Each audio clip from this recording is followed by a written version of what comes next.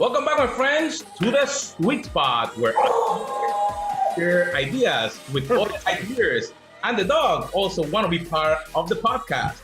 My friends, my name is Carlos Vargas, and as every week, I am here with my two co-hosts, Paul Lewis and Howard Holcomb. Hey, guys. Hello, hello. Hey, Carlos. Hello. And today we have a special guest with us, Nasheen Liu. How you doing, Nasheen? I'm doing great. Hi, Carlos. How are you? Very good. So we know what Paul and Howard do every week, and we're gonna get them a little bit later. But tell us a little bit about you and your company and what you guys do every day. Sure. Thanks, Carlos, for the introduction, and thanks, guys, for having me today.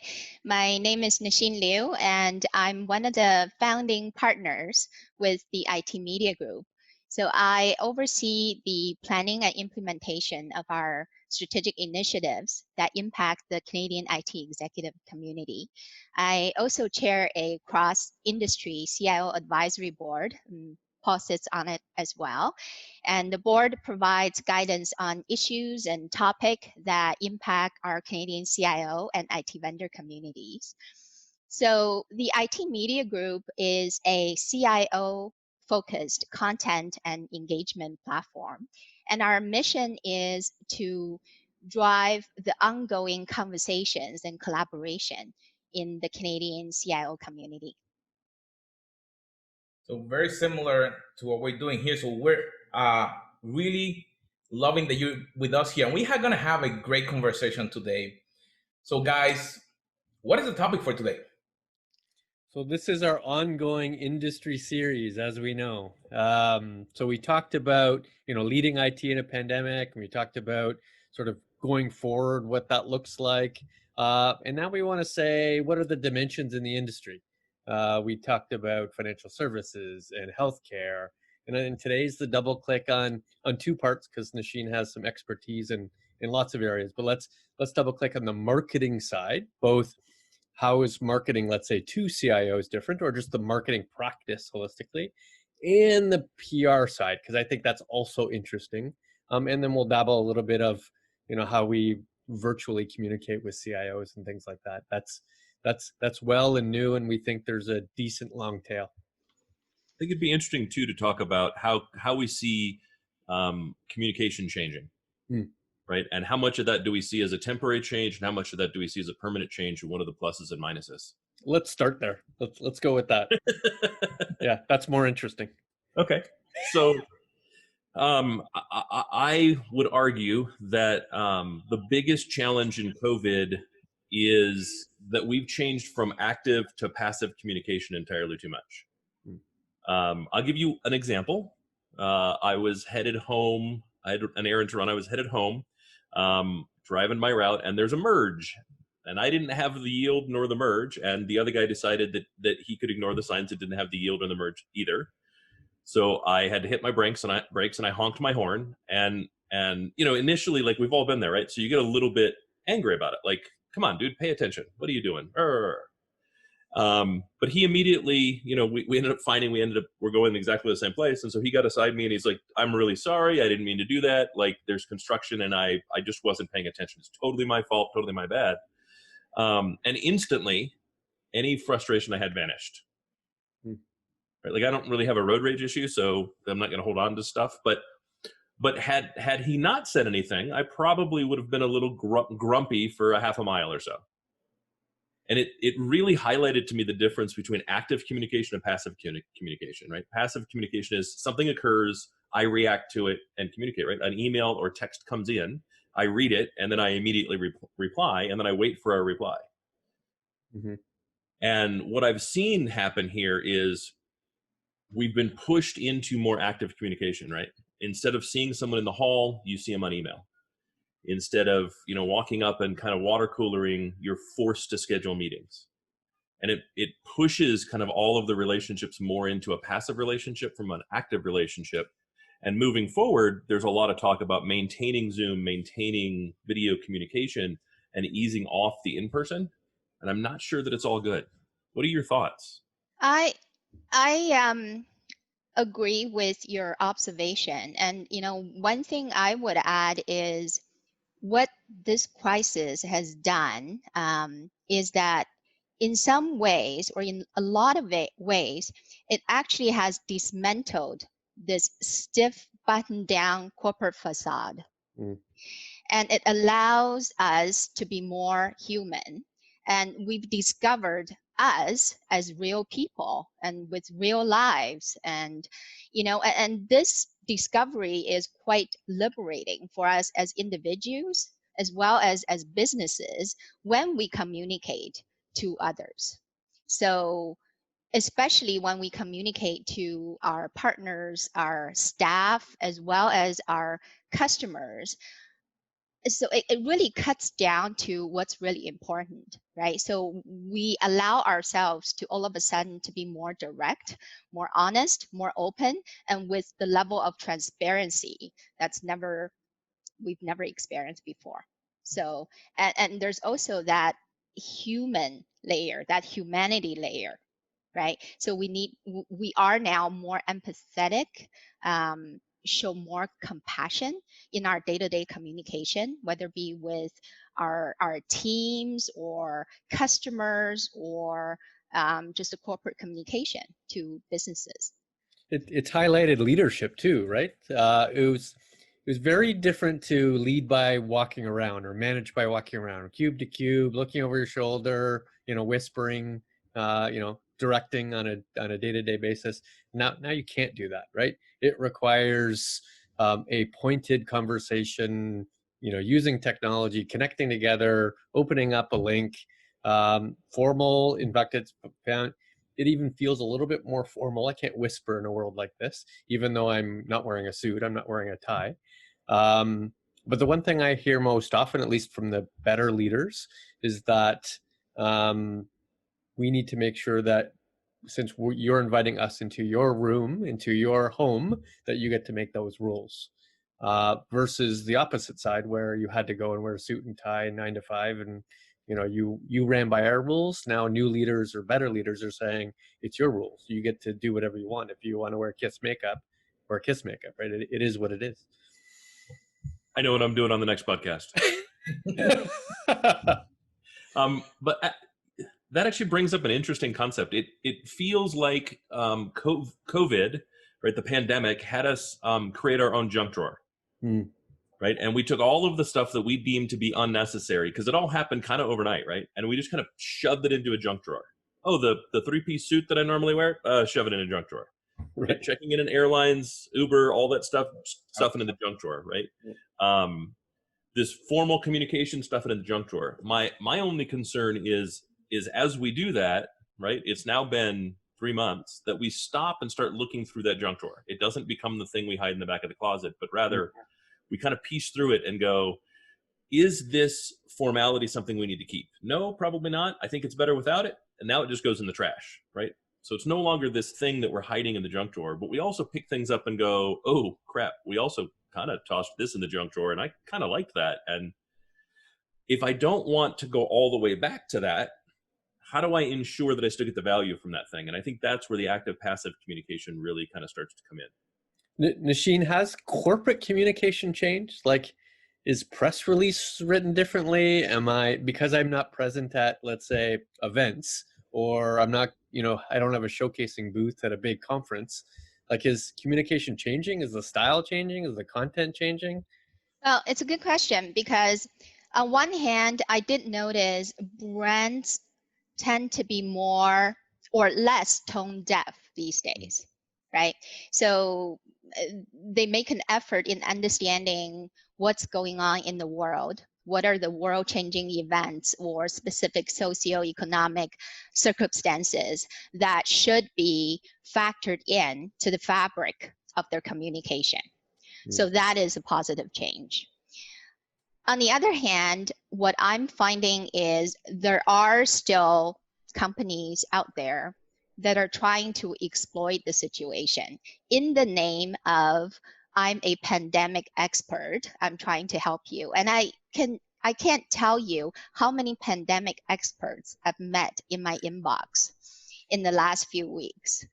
So and that goes back to the point that I made earlier about being open and honest and transparent. Don't pretend to be something you're not, right? Don't pretend that you're the only one that has everything figured out, because you're not, because you have not been to a pandemic, and neither has any of us, right? So we're all learning. And as we're learning, I think brands' roles are to be useful and to be helpful. And you can, you know, point your customers to content that will be of use to them, of value to them, or point them to resources that could better help them understand and avoid making more mistakes. But don't pretend you are an expert, because that just puts people off right away.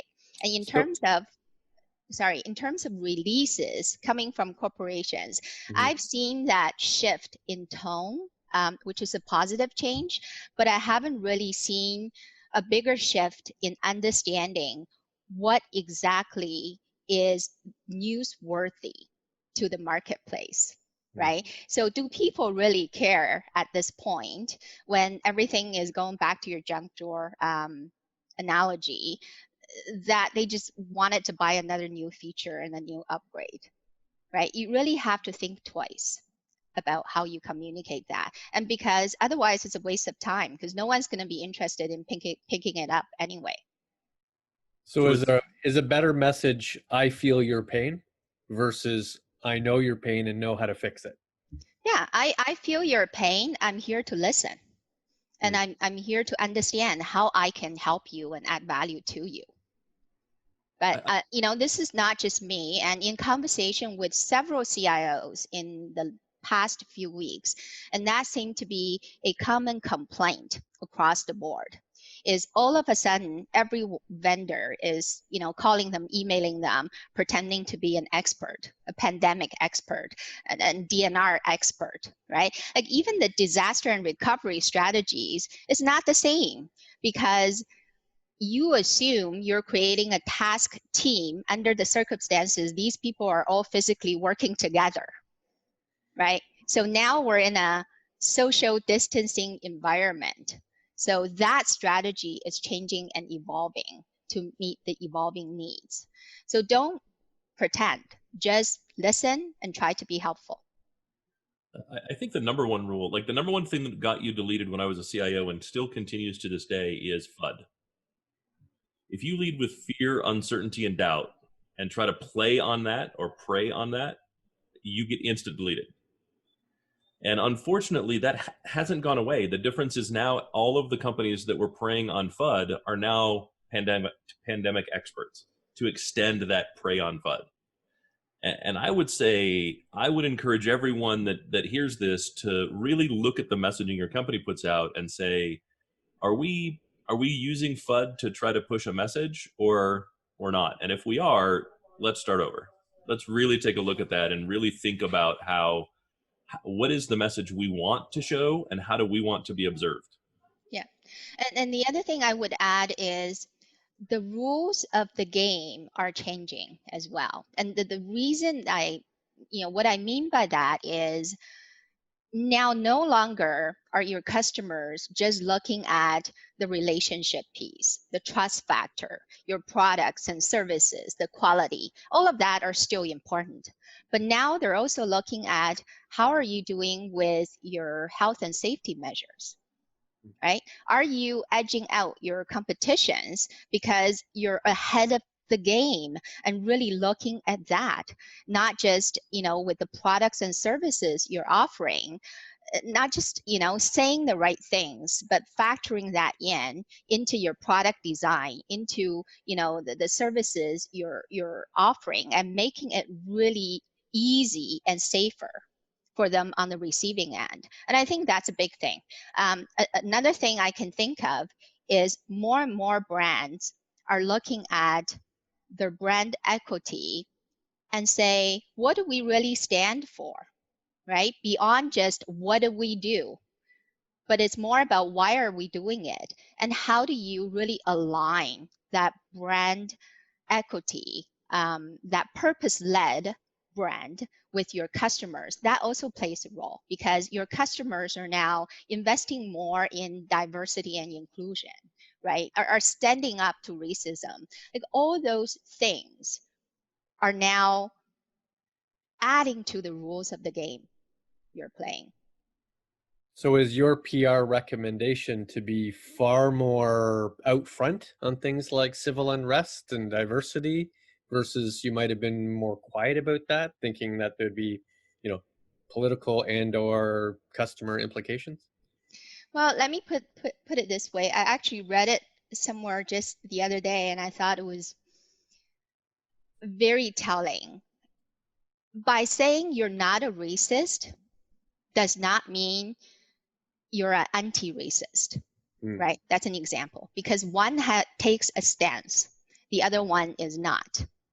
But it also goes back to my point that don't pretend to be someone you're not. If you're barely saying the right things because everybody else is saying it, that's not going to give you the longevity.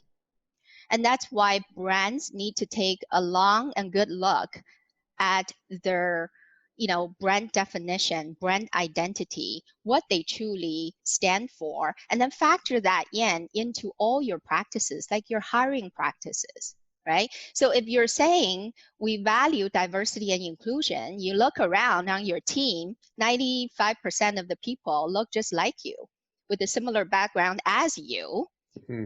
How do you back that up? And it's not just something that's good for your reputation. It's good for your business. And I'll give you an example. I don't mean to go down on this one theme, but GE Health, for example, a couple years ago had an all-female team of engineers and designers and managers working on designing a brand new kind of mammography machine. And if you have spouses or family members who've ever done a mammography, then you would have heard from them that's not the most comfortable experience. And in fact, it's a very excruciating experience because that was not designed by a woman. So you don't know what considerations that need to be put into the design, right? And another example is if you were to Google CEO, you're going to have all these pictures with white male show up because at the very coding and design stage, that's an unconscious bias, right? So when you have developers that are mostly men putting these coding languages or design logics in, and that's what happens. So, and I think companies, when they look at what do we stand for and really look at those issues, it goes beyond just how do we message it, how do we communicate. It's really revamping how you practice those things. I think the biggest thing, though, needs to be avoidance of bandwagon. Right. If you don't understand it and you can't get behind it and you can't justify it and talk about it, don't just jump on the bandwagon because it comes across as insincere. Right. And I see that a ton. I'll get an email from one airline and then I'll immediately get an email from 4 other airlines where they've almost done a kind of a cut and paste. And it's like, I didn't really believe the first airline, but I definitely don't believe the other 4. Right. And that seems to be kind of photocopied and going around. Take a moment and talk about what those things. We aim to be more diverse. What does that mean? What does it mean to you? How do you aim to be more diverse? One of the things I asked for when interviewing, right, I talked to the recruiters at length. I want to see more diversity in the resumes I get, right? Not because I'm trying to wave a flag, but because I want differing opinions. I don't want to just sit in a room that's an echo chamber. And we should all aim to not sit in a room that's an echo chamber. That should be front and foremost. How do I ensure I'm meeting the market? Well, the market's made up of everyone, not just me. Therefore, shouldn't we start with a design that represents everyone? And the mammary machines are scientific torture devices. Mammogram. Yeah, my wife and I have talked about the mammogram machines at kind of length, and they're scientific torture machines. Yeah.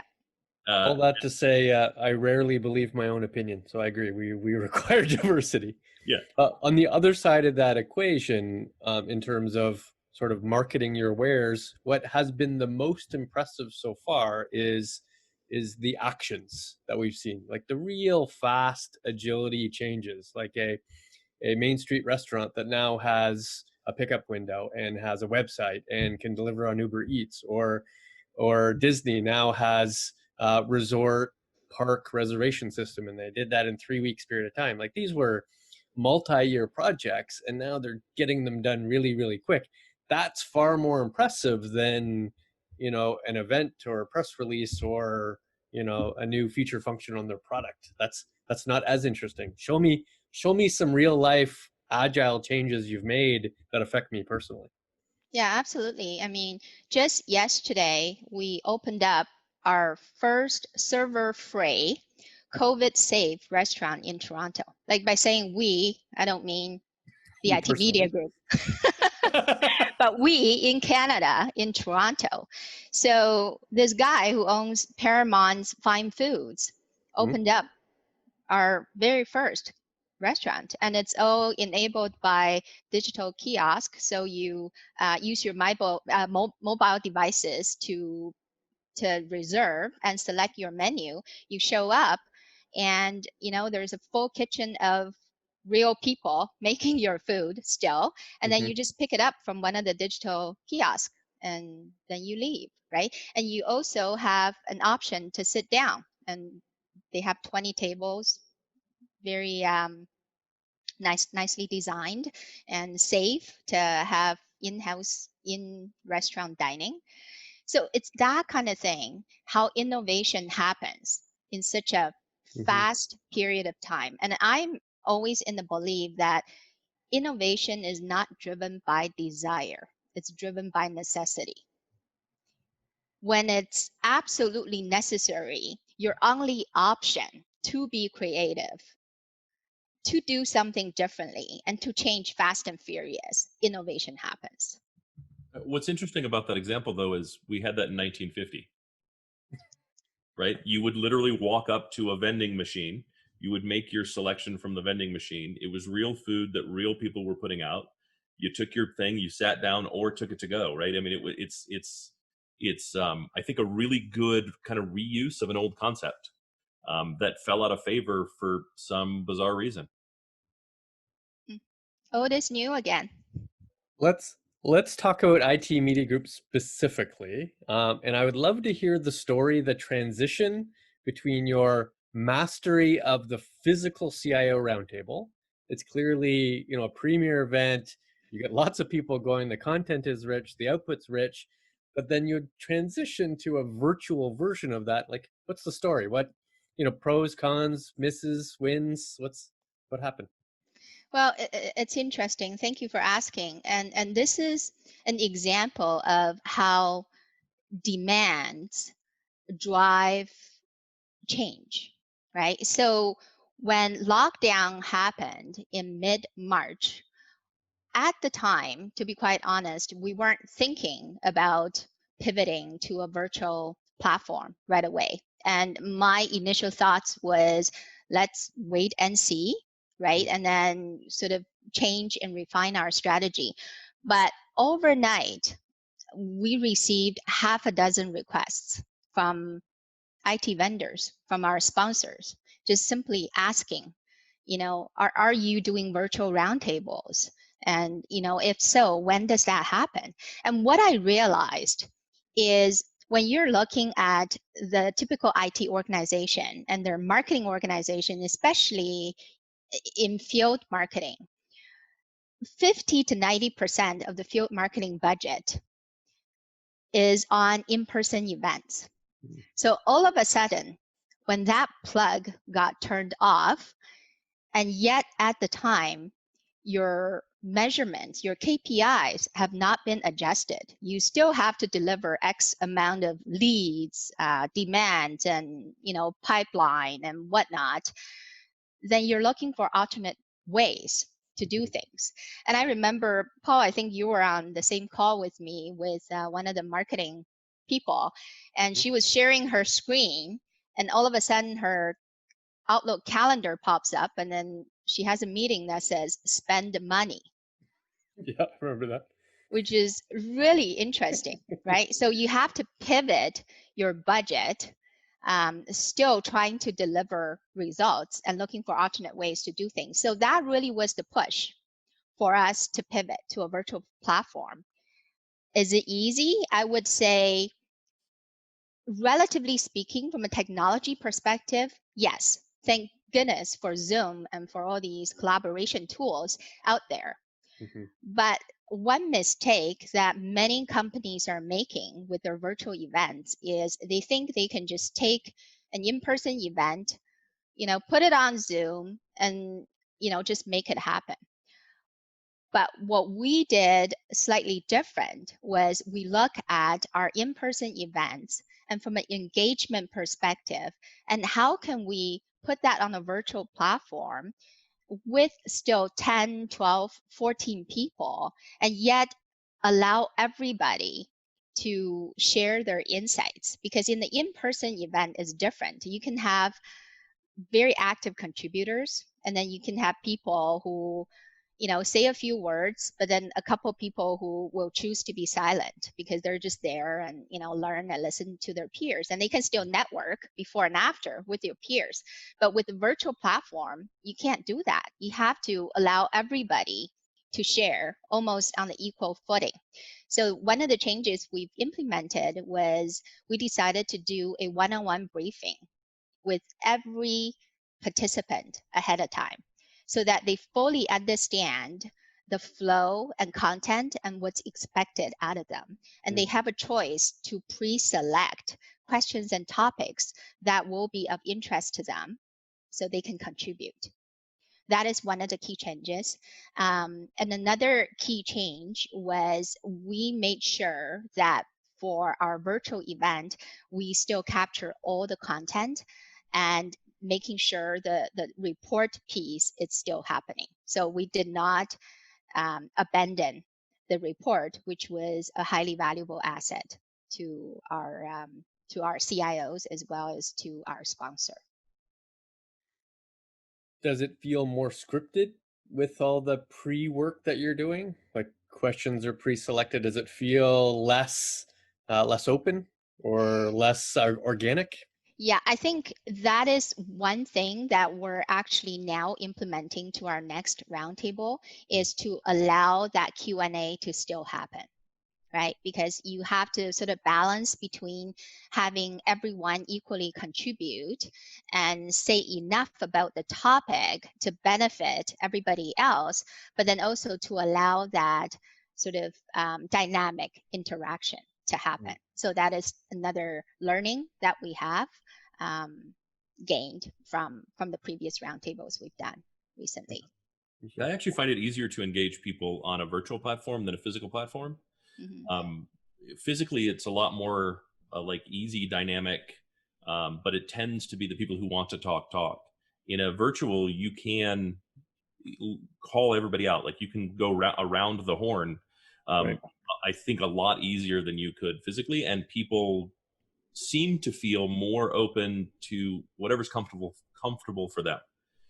Right. I won't say that everybody talks an equal amount, but you can tell people that would never interrupt, pausing and really kind of giving them an opportunity to speak and even prepping, right? Like calling out a question. So and so just said this. That makes me think of this. What do you think? Kind of eases in that conversation, and I find that if you're able to do that, you get a lot better participation. And you get to hear, again, that kind of perspective, right? You get to hear the perspective of someone that's not the loudest voice in the room. Yeah. Do you sub-select, Nasheen? Like, do you have 1,000 people who want to come in and you create the audience to which you want to have a conversation, or first come, first serve? What's the process there? Are you looking and creating diversity on purpose, or does it just get created? We are looking to create diversity on purpose and who can contribute to the topic. So there are several factors. One is, do you have expertise to contribute to certain topics? Second is, would you be interested in these topics, right? So maybe right now you don't know enough, but you're very curious and interested in learning about it. And, would these conversations be actually of value to you, not just to you as a person, but also to your team, right? And then to provide that collaboration opportunity between you and your peers. So there's a myriad of factors that are taken into consideration in terms of participant selection. And of course, we have a community of 600 to 700 CIOs just in GTA area alone. And in many cases, we do have CIOs on the waiting list who would like to participate, but we're just simply full. Even I can only go to 1 out of every 10. It's shocking. Let's go to a macro conversation, because you spend as much time with CIOs as you do with actual technology providers and CMOs of technology providers. Are you seeing any sort of macro shifts in big tech companies and how they're changing their whole marketing program or not, or anything? Like, is there a massive shift in that side? I think if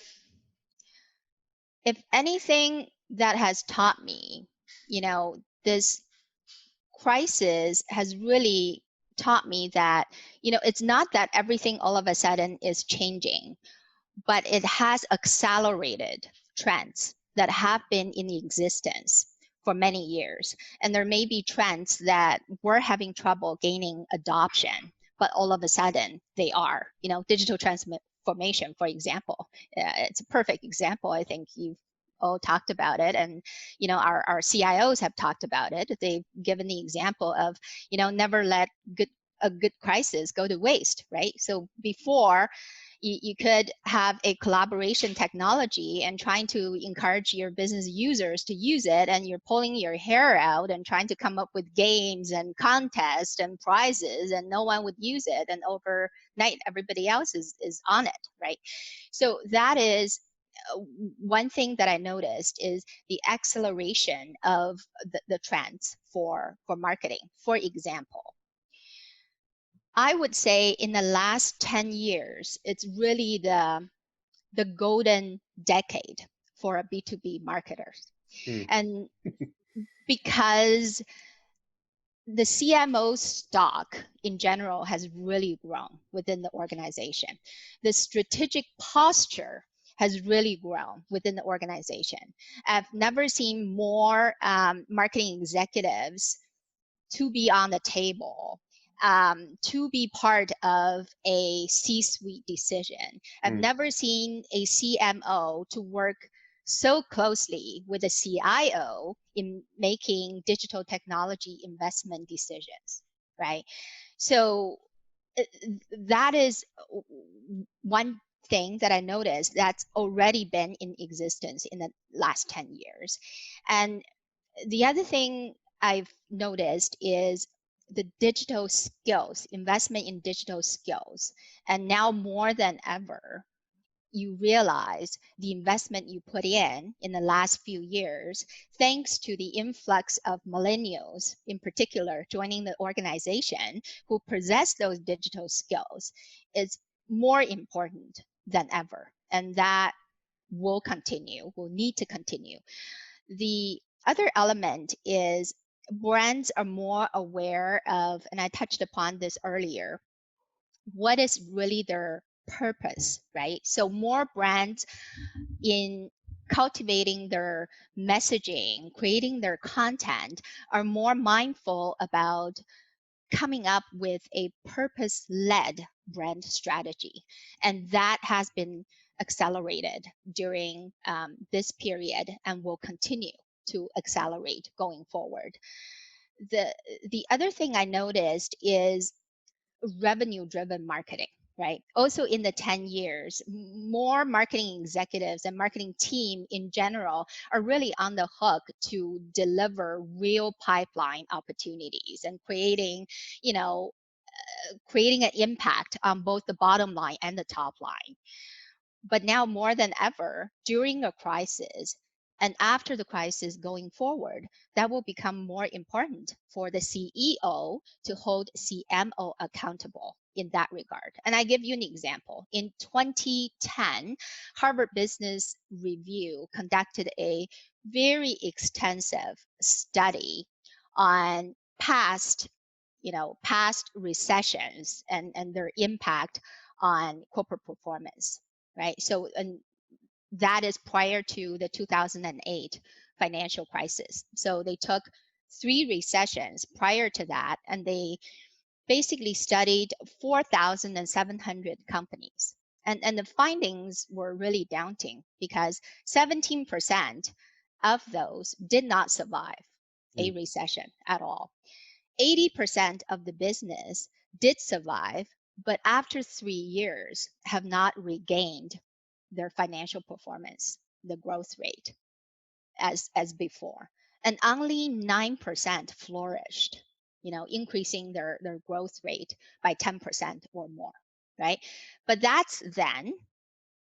This is now. It's not to say that we'll be back into the same situation, but we all know a recession is coming and it's going to take a while to recover. So revenue marketing becomes more important on the radar of a CEO.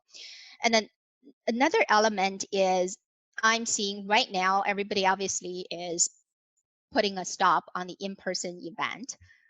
But as we're going back to the new normal, I don't see the in-person event stop completely. They will be reduced. They will be done more mindfully and more creatively. But I foresee this bigger integration between the digital component and the in-person event, right? And what that means is in the last 10 years, especially in the last 5, you see more and more digital elements incorporated into an in-person event, but they mostly serve as making it more efficient. For example, download this app so you can better orient yourself, select the sessions, right? That sort of thing. And then people use social media to tweet the content and share content externally, trying to drum up some uptake on the content. But that's barely scratching the surface.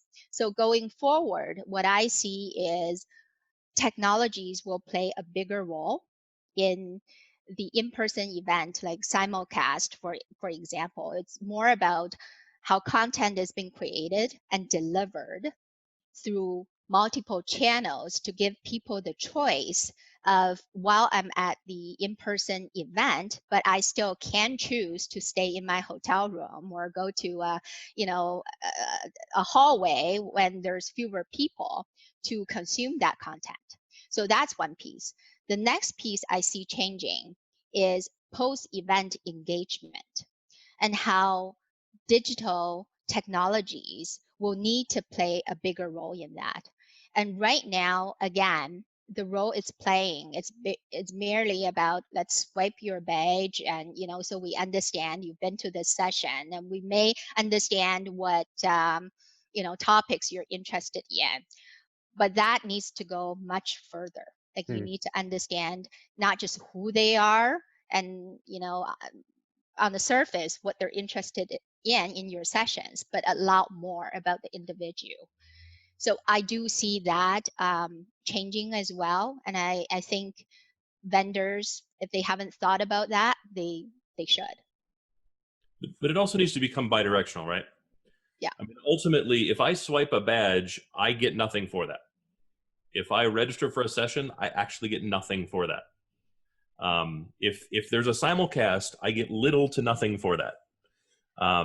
Right? And like the apps are a really good example because all they do is provide kind of a digital schedule, it's updated 3 weeks before the con. And if something gets scheduled or changed, it may or may not make it into the app. We'll see.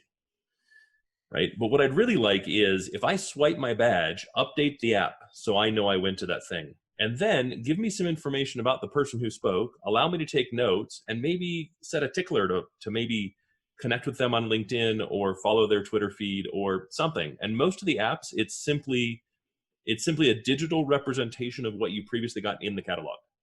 And I get nothing for participating. Tell me, what is the fastest way to get to where I want to go? Like, give me a live map. Use LiDAR, use camera data, use the RFID contained within the badges to show me what is the traffic through the hall. How full is the room? So I don't waste 25 minutes walking across an enormous conference hall only to find, oh, there's no seating left in that room. I've wasted my time. I very well could have just gone up to my room and watched it. Right? I think it's more than just give me alternate ways to view, but really start changing that experience into the way I want that experience to be. Right? Give me something in exchange for sharing that data. The most valuable thing for me would be if I've been to this conference 7 times, use all the sessions I've ever been to build out my schedule and tell me which sessions to go to based on what I actually am interested in. That would be interesting. I don't have to choose from 10. It's already told me the one that is, 98% likely that I'll enjoy. So it's like the Amazon concept of recommending Right. the sessions. But pre-do it. I want you to recommend create my speakers. schedule. Yeah. Like, I want you to recommend, you liked this speaker. Your review of this speaker was good. Hey, they're back speaking again. This is when they're speaking. I know you have things you'd like to see. We kind of recommend you see the one with the speaker you want to actually see. And then also use the analytics. The top rated speakers should never speak at the same time. For any reason, never ever, don't make it happen. Right? Because those are the ones that people are going to most want to see. And even if I can't make it into the room, I might want to go simulcast it. Carlos. So this has been an interesting conversation because in this past month, I actually have been on 3 virtual conferences, specifically talking about for companies, how they do that. And interestingly, you mentioned something, Nashin, the branding of a CIO in this whole time, how they communicate. So if we have other leaders and CIOs that are listening to us, what will you say to them through this time and probably moving forward? Like, it's not just the new normal, what they should do to brand themselves when they communicate from the company standpoint, but also each one of them is a leader within their tower. So it's not just connected to the company. They're leaders within probably their community, their area. What should they do to brand themselves so they are recognized and communicate and share their knowledge? There's never been a time than it is now for the CIO and IT organization to be at the front and center in the organization. So time to invest in your personal stock is now. How do you do that? Well, you have to balance just the right amount of influence between within your organization and externally in your industry and across industries by leveraging the power of content, connections, and conversation consistently. And when in doubt, talk to an expert. That's been awesome. This conversation have been great. And each one of you that are listening or watching us, make sure that you subscribe to each of our channels so you get notifications right away when we come with some great speakers like Nashin and some great content from Paul and Howard, myself. And my friends, it's been awesome to see you again. And as always, we'll see you on our next episode.